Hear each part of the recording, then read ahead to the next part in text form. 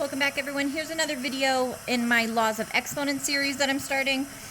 Today we're going to talk about the power rule. Some people call it the power of a power. Whichever you prefer, this is when you have a term with an exponent and it is raised to another exponent. This is what you're going to do. So our base is x in this case, exponents of m raised to the nth power.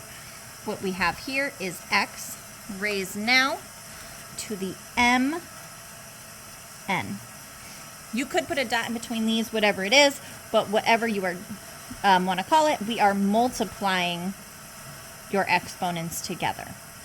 Whenever you have an exponent raised to another exponent. Just like I did in my product rule video, I'm going to do a quick why does this work? Because again, it is so much easier to remember steps of what you have to do if you know why you have to do it in the first place. It helps keep it in your brain. So why does this work? Why are we going to do this? I'm going to do this with some number examples. Let's say we have 2 to the third power, and I want to raise it to the second power, right? So I have 2 to the third, and I'm raising it to the second. Well, 2 to the third power is 8. That's 2 times 2 times 2 is 8. Now, if I want to take that and raise it to the second power, that's going to be 8 times 8, which is 64. Right? That's nice and easy when we have 2's, because 2's are generally pretty easy to multiply. Not necessarily the easiest if we had larger numbers or even variables.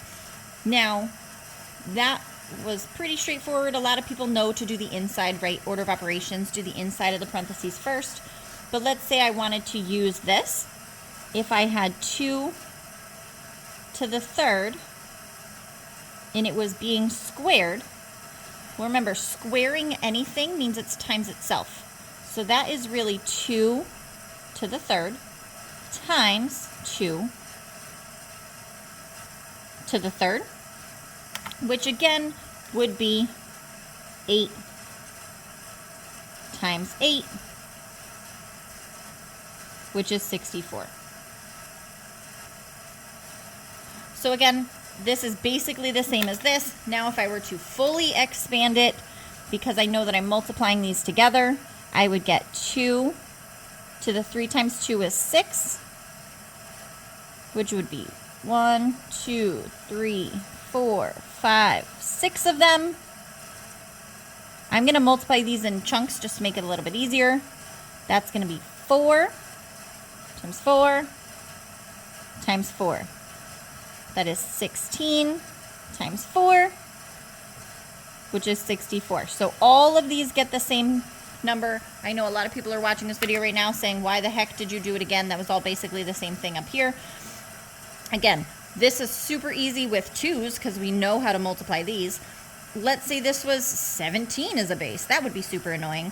Or when you have variables, obviously that's not going to work. So keeping in mind that the rule does work if you multiply your exponents, and we showed here, you do get the same answer. So it definitely does work. Now, what does it look like for other examples? Let's say my variable y is my base to the fourth raised to the third.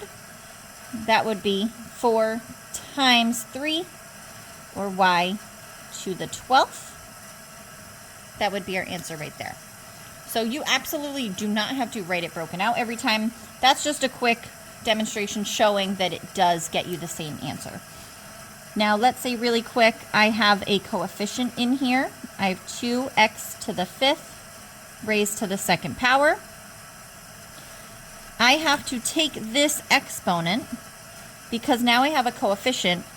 I have to put the exponent onto that coefficient and then multiply for my variable.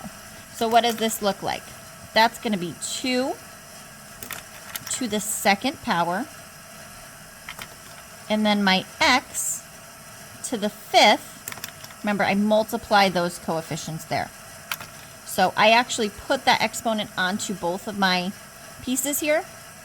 That's going to be 2 to the second is 4, and my x would have a 10. because 5 times 2.